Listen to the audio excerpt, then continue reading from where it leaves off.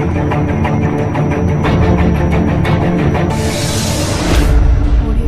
guys, welcome to Chennai IAS Academy. So already வந்து திருக்குறள்ல வந்து நம்ம ஒரு வீடியோ பண்ணியிருந்தோம். ஸோ இன்னிலேருந்து அதோட டாபிக் வந்து வள்ளுவம் கேளு. ஓகேங்களா?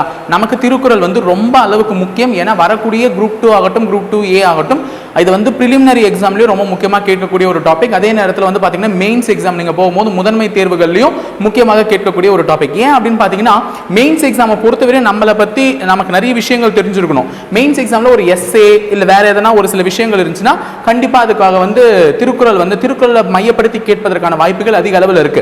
அப்ப அந்த அதிகாரத்தை பத்தி நம்ம ஈஸியா தெரிஞ்சுக்கணும். ஸோ நான் ஆல்ரெடி வந்து கடவுள் வாழ்த்து தான் முதல்ல வந்து திருவள்ளுவரே தொடங்குனதுனால அவருடைய அதிகாரத்தை தான் நம்ம வந்து கடவுள் வாழ்த்தை வச்சு தான் நாங்களும் தொடங்கியிருந்தோம். ஸோ இப்போ அடுத்த அதிகாரமான வான் சிறப்புன்ற அதிகாரத்தை பத்தி தான் பார்க்க போறோம். ஸோ இந்த அதிகாரத்தை எடுத்துக்கிட்டீங்கன்னா உங்களுக்கு முக்கியமா வந்து பாத்தீங்கன்னா குறளுடைய தமிழ் அர்த்தம், அதற்கான எக்ஸ்பிளனேஷன் பிளஸ் வந்து என்ன இருக்குன்னு பாத்தீங்கன்னா இங்கிலீஷ் எக்ஸ்பிளனேஷனும் உங்களுக்கு கொடுத்துருப்போம். இங்கிலீஷ்லயும் அந்த குறளை பத்தின ஒரு என்ன சொல்லுவாங்கன்னு பாத்தீங்கன்னா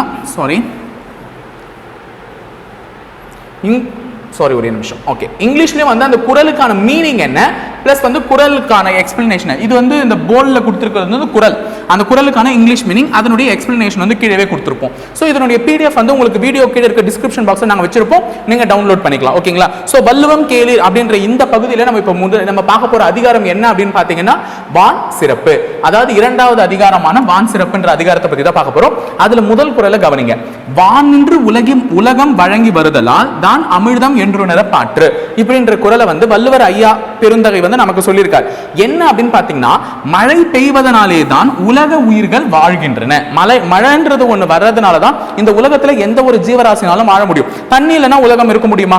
சோ தண்ணீர்ன்றது ஒரு அன்றாட மனிதனின் வாழ்க்கையில அனைத்து தேவைகளையும் நிறைவு செய்யக்கூடிய ஒரு முக்கியமான பங்கு வகிக்குது. அப்படி இருக்கும்போது மழை பெய்யலன்னா அந்த தண்ணீரானதே நமக்கு கிடைக்காது. சோ அப்ப மழை பெய்வதனாலே தான் உலக உயிர்கள் வாழ்கின்றன. ஆதலால் மழையே உயிர்களுக்கு அமிழ்தம் என்று உணர்த்ததாகும் அப்படின்னு சொல்றாங்க. அப்ப வான் நின்று உலகம் வழங்கி வருதலால் அப்படின்னா அந்த வான் நின்று அப்படின்னு சொல்றது என்னன்னு பாத்தீங்கன்னா மழையை தான் அவங்க சொல்றாங்க. மழை வந்து காலகாலத்துக்கு வந்து இந்த உலகத்துல பெய்யறதுனால மட்டும்தான் இந்த உலகத்துல உள்ள அனைத்து உயிர்களுமே வாழுது. அப்படிப்பட்ட மழையை தான் அமிழ்தம் என்றுணர பாற்று அப்படின்னு சொல்றாங்க. அப்ப வான் நின்று உலகம் வழங்கி வருதலான்னா வான் நின்றுன்றதுதான் எதை குறிக்குது? மழையை குறிக்குது. ஸோ அந்த மழைன்ற வார்த்தையை குறிக்கிறது வான் நின்று. அந்த வான் நின்று உலகம் வந்து இந்த உலகத்துக்கு வழங்கி வருதலால் மட்டுமே அதை அமிழ்தம் என்று உணர பாற்று அப்படின்னு சொல்றாங்க. ஸோ இது வந்து முதல் குறள் வான் சிறப்புல. அடுத்தது இரண்டாவது குறள் வந்து நம்ம எல்லாருக்குமே சின்ன வயசுல மனப்பாடம் பண்ண கொஞ்சம் கஷ்டப்பட்ட குறள். ஸோ அதுதான் இரண்டாவது குறளா வச்சிருக்காங்க. என்ன அப்படின்னு பாத்தீங்கன்னா துப்பார்க்கு துப்பாய துப்பாக்கி துப்பார்க்கு துப்பாய தூவும் மழை அப்படின்றத சொல்லியிருக்காங்க. ஸோ இந்த துப்பார்க்கு அப்படின்னும் போது நம்ம வந்து சின்ன வயசுல அது கொஞ்சம் கிண்டலா படிச்சுட்டு கிண்டலா விட்டுட்டோம். ஆனா இங்க வந்து பாருங்க துப்பார்க்கு அப்படின்னா உண்பவர். அப்ப நம்ம ஒரு சாப்பிடுறோம் அப்படின்னா நம்ம தான் என்னது துப்பார்க்கு. அப்ப உண்பவருக்கு தகுந்த பொருட்களை விளைவித்து தந்து, அதாவது மழை பெய்யறதுனாலதான் நம்ம சாப்பிடுற எந்த ஒரு பொருளா இருந்தாலும் விளையும். இல்ல மழை காலம் இல்லைன்னா ஒரு நம்ம போடுற நெற்பயிராகட்டும் கலக்கா பயிர் எந்த பயிரா இருந்தாலும் விளையாது. அப்ப மழை என்பது ஒரு பயிர் விளைவதற்கான முக்கிய ஆதாரமா இருக்குது. அப்ப நம்ம சாப்பிடுறதுக்கு தகுந்த பொருட்களை விளைவிப்பதற்கு அந்த மழை தேவை. அவற்றை பருகுவார்க்கு தானும் ஒரு உணவாக விளங்குவது மழையே ஆகும்.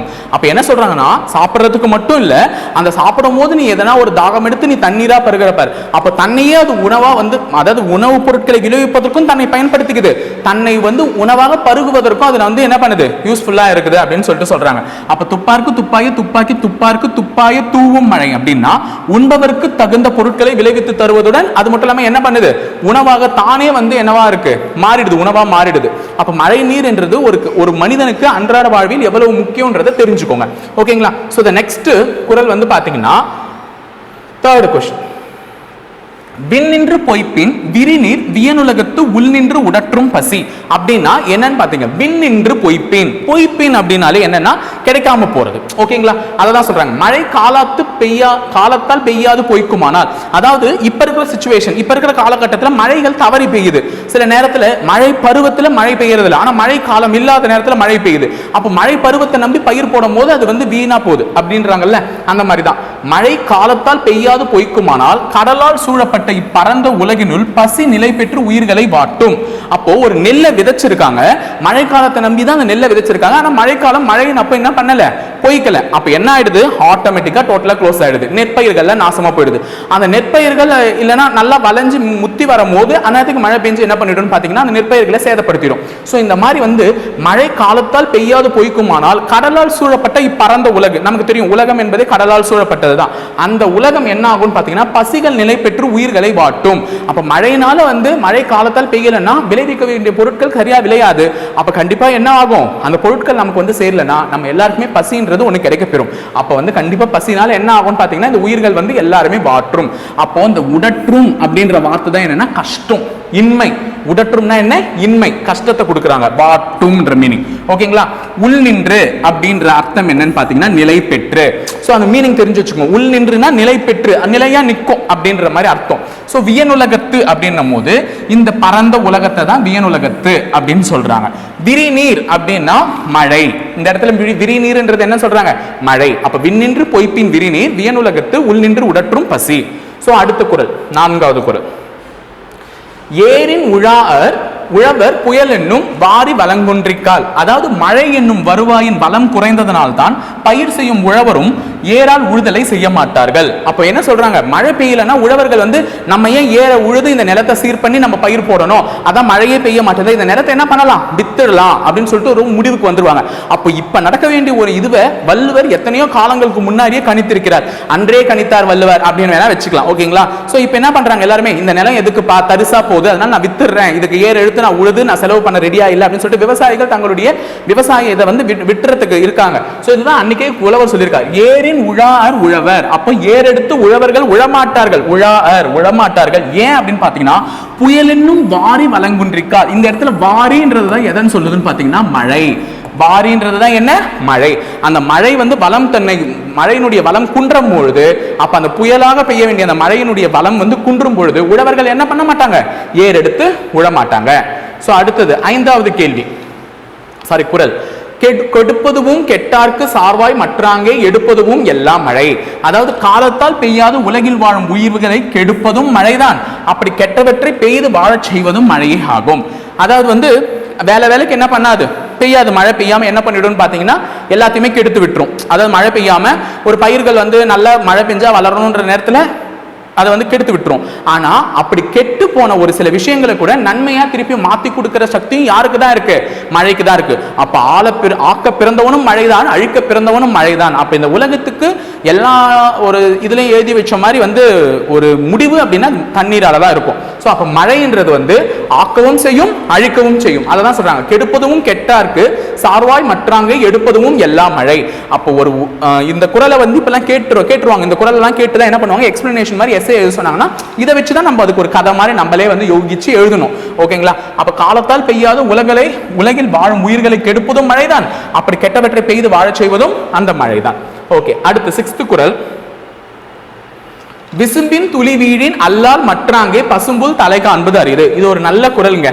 வானில் இருந்து மழை துளி விழுந்தால் அல்லாமல் உலகில் பசும்புல்லின் தலையை கூட காண்பது அரிமையாகிவிடும். இல்ல, இது கொஞ்சம் தப்பா அடிச்சு வச்சிருக்காங்க, அரிதாகிவிடும். ஓகேங்களா, அரிதாகிவிடும். நீங்களும் பிடிஎஃப்ல கரெக்ட் பண்ணி வச்சுக்கோங்க. ஓகேங்களா. நல்ல குறள். என்ன அப்படின்னு பாத்தீங்கன்னா, ஒரு துளி மழை நீர் கூட இந்த உலகத்துல விழல அப்படின்னு வச்சுக்கோங்க, ஒரு புல் பூண்ட கூட நீங்க இந்த உலகத்துல கண்டிப்பா பார்க்க முடியாது. ஒரு புல் முளைக்கிறதுக்கு கூட கண்டிப்பா மழை நீர்ன்றது அவசியம். அந்த நீர் எங்க இருந்து வருது, மழையில இருந்து தான் கிடைக்கும். அப்ப மழை நீர் என்றது இந்த உலகத்துல பொய்க்குமானால் ஒரு புல் நீங்க ஓங்கி வளர்றத கூட உன்னால என்ன பண்ண முடியாது, பார்க்க முடியாது. அதான் சொல்றாங்க, விசும்பின் துளி வீழின் அல்லால் மற்றாங்கே. விசும்பின் துளினா மழை, விசும்பின் அப்படின்னா என்ன, மழை. விசும்பின் துளி வீழின் அல்லால் மற்றாங்கே பசும்புல் தலை காண்பது அரிது. பசும்புல், அந்த பசுக்கு கொடுக்கக்கூடிய ஒரு புல் வளர்றதுக்கு கூட உன்னால என்ன பண்ண முடியாது, விளைவிக்க முடியாது, மழை நீர் இந்த மண்ணில விழலனா. ஓகேங்களா. சோ 7வது குறள். நெடுங்கடலும் தன் நீர்மை குன்றும் தடிந்தெழிலி தான் நல்காதாகிவிடேன். இதுவும் வள்ளுவர் அழகா சொல்லியிருக்காரு. என்ன சொல்லியிருக்காருன்னா, மேகமானது கடல் நீரை உறிஞ்சும். இப்ப நிறைய பேர் போடுறாங்க கடல்ல மேகம் நீர் உறிஞ்சுற வீடியோ பாருங்கன்னு சொல்லிட்டு. அந்த மாதிரி கடல் நீரை எது உறிஞ்சும், மேகமானது உறிஞ்சுதான் மறுபடியும் நமக்கு மழையா அது போயிருக்குது. ஆனா அந்த நெடுங்கடலும் எப்படி ஆகும், சுருங்கி போயிடுமா. ஏங்க, மழை இல்லைன்னா மேகமானது கடல் நீரை முகந்து சென்று மீண்டும் மழையாக பெய்யாவிட்டால் அப்பெரிய கடலும் தன் வளமையில் குறைந்து போகும். அப்போ மேகம் வந்து மழை கடல் நீரை மட்டும் உறிஞ்சிட்டு போயிட்டு அதை மழையா நம்ம பூமிக்கு போய் திருப்பி கொடுக்கலன்னா என்ன ஆயிடுமா? அவ்வளவு பெரிய கடலா இருந்தாலும் அது என்னதான் போகும், வத்தி தான் போகும்னு சொல்றாரு வள்ளுவர். அப்ப வள்ளுவர் நமக்கு சொல்லக்கூடிய ஒவ்வொரு செய்திகளுமே மிக மிக முக்கியம். சோ நெடுங்கடலும் தன் நீர்மை குன்றும்னா கடலுக்கும் தன் தன்மை, தன் நீர்மை அப்படின்னா என்ன, அதோட தன்மையே என்ன, பெரிய அளவுல நீர் வச்சிட்டு இருக்கதா அந்த நீர்மை வந்து குன்றி போகும். குன்றும் சொல்லியிருக்காரு. அதாவது குன்றும்னா குறையும். குன்றும்னா என்னது? குறையும். குன்றும்னா குறையும். எப்போ தடிந்தெழிலி தான் நல்காதாகிவிடேன், மழை பெய்யவில்லை என்றால் அப்படின்னு சொல்றாங்க. ஓகேங்களா? சோ அடுத்தது 8வது குறள். 8வது குறள் என்ன சொல்லிருக்காங்கன்னா, சிறப்போடு பூசனை செல்லாத வானம் வரக்கு மேல் வானோருக்கும் ஈண்டு.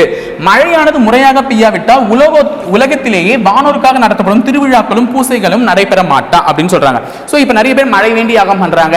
கோயில்ல அன்றாட கோயில்கள்ல திருவிழா ஒரு கடவுளை குளிர்விக்கிறாங்கன்னா என்னத்துக்காக செய்யறாங்க அப்படின்னு பாத்தீங்கன்னா, மழை என்பது முக்காலத்திலும் பெய்யணும். ஒரு வந்து எல்லா கோயிலுமே அர்ச்சனை சொல்லும் போது மாறி மும்மாறி பெய்ய வேண்டும் அப்படின்னு சொல்லுவாங்க. மாறி என்றால் மழை, அந்த மழை மும்மாறி பெய்ய வேண்டும் என்றால் முப்போகம் விளையிற அளவுக்கு பெய்யணுமா. அப்படிப்பட்ட மழை பெய்யலனா அந்த கோயில்ல நடத்துற திருவிழாவுக்கும் பூசைகளும் எதுக்கு அப்படின்னு சொல்லிட்டு அது என்ன ஆகாது, நடைபெறவே நடைபெறாது. அப்ப மழையானது முறையாக பெய்யாவிட்டால் இந்த உலகத்தில் வானோர்கள் என்றால் தெய்வங்களுக்காக நடத்தப்பட கடவுள், ஓகேங்களா, கடவுளுக்காக நடத்தப்படக்கூடிய எந்த ஒரு திருவிழாக்களும் பூசணிகளும் நடைபெறாது. அதான் சொல்றாங்க, சிறப்போடு பூசணி செல்லாது வானம் வரக்கு மேல் வானோருக்கும் மீண்டு. வானம் அப்படின்னா என்னது? வானோருக்கும் சொல்றது வந்து கடவுள் சொல்றாங்க. வரக்கு மேல் வானோருக்கும் ஈண்டு. ஓகேங்களா? அடுத்து 9th குறள். தானம் தவமிரண்டும் தங்கா வியனுலகம், தானம் தவமிரண்டும் தங்கா வியனுலகம், வானம் வழங்காதினேன். வானம் வழங்காதினா மழை கொடுக்கல அப்படின்ற மாதிரி மீனிங் தான். மழை பெய்து உதவாவிட்டால் இந்த பரந்த உலகிலே பிறருக்காக செய்யப்படும் தானமும் தனக்காக மேற்கொள்ளும் தவமும் நிலையா இல்லாமல் போகிவிடும் சொல்லியிருக்காங்க. அப்ப இந்த உலகத்துல நீ தானம் தர்மம் கொடுத்து வாழறனா இந்த உலகம் நல்லா இருக்கணும்ன்ற, அதே மாதிரி நீ தவம் செஞ்சு நீ நினைச்சதை நடக்கணும்னு நினைக்கிற, நீ நினைச்சதை நிறைவேற்றிக்கணும்னு நினைக்கிறேன்னா அது ரெண்டுத்துக்குமே பலன் இல்லாம எப்ப போகும்னா இந்த மழை பொய்க்கும் காலத்துல. ஓகேங்களா? சோ மழை பெய்யுது உதவாவிட்டால் இந்த பரந்த உலகத்துல நீ என்ன தானம் செஞ்சு என்ன பிரயோஜனம், நீ என்ன தவம் செஞ்சு என்ன பிரயோஜனம், ஒண்ணுமே பிரயோஜனம் இல்லை அப்படின்றதுதான் வள்ளுவர் வந்து தானம் தவம் இரண்டும் தங்கா வியனுலகம் வானம் வழங்காதினேன், மழை பெய்யாவிட்டால் இவை இரண்டிற்கும் பயனில்லை அப்படின்னு சொல்றார். சோ இறுதி குறள். நீரின்று அமையாது உலகினின் யார் யாருக்கும் வானின்று அமையாது ஒழுக்கு. அதாவது நீர் இல்லாமல் எத்தகையோருக்கும் உலக வாழ்க்கை அமையாது என்றால் மழை இல்லாமல் ஒழுக்கமும் இழையாது. அப்போ இந்த உலகத்துல இருக்கிற ஒவ்வொருத்தருடைய தேவையும் அன்றாட தேவை. சாப்பாடு இல்லாம கூட இருந்துடலாம், பட் தண்ணி இல்லாம அவங்களால கண்டிப்பா இருக்க முடியாது. சோ ஒரு நாள் சாப்பாடு இல்லாம உன்னால இருக்க முடியுமா? அவங்க கண்டிப்பா நான் எப்படின்னா இருந்து காட்டுவேன். ஆனா உன்னால தண்ணி இல்லாம ஒரு நாள் இருக்க முடியுமா? டெஃபினட்டா இருக்க முடியாது. கண்டிப்பா தண்ணீர்ன்றது அவசிய தேவையாகும் இந்த உலக மக்களுக்கு. அப்படி இருக்கக்கூடிய அந்த தண்ணி நீர் இல்லாமல் எத்தகையோருக்கும் உலக வாழ்க்கை அமையாது. எப்படியாப்பட்டவங்களுக்கும் உலக வாழ்க்கைன்றது நீர் இல்லாம அமையாது. அது போல மழை இல்லாமல் ஒழுக்கமும் இந்த உலகத்துல நிலை பெறாது அப்படின்னு சொல்லிட்டு வள்ளுவர் பெருந்தகை வான் சிறப்பு என்ற அதிகாரத்தை முடிச்சிருக்கார். சோ இந்த வான் சிறப்புல இருக்கக்கூடிய இந்த 10 அதிகார குறளையும் எழுதி வச்சுக்கோங்க. வித் எக்ஸ்பிளனேஷனோட கொடுத்திருக்கோம், இங்கிலீஷ்லயும் கொடுத்திருக்கோம். சோ அதை வந்து இன்கேஸ் நீங்க வந்து இன்டர் டெவலப்மெண்ட்டுக்காக வேணா யூஸ் பண்ணிக்கிறதா அந்த குறளுக்குலாம் நல்லா யூஸ் ஆகும். ஸோ டிஸ்கிரிப்ஷன் பாக்ஸ்ல உங்களுக்கு கொடுத்துருக்கோம். ஸோ டவுன்லோட் பண்ணி வச்சுக்கோங்க. ஸோ இதுக்கப்புறம் சில அதிகாரங்களை நம்ம தொடர்ந்து பார்ப்போம். ஸோ வள்ளுவம் கேளுங்க, தொடர்ந்து கேளுங்க. தேங்க்யூ.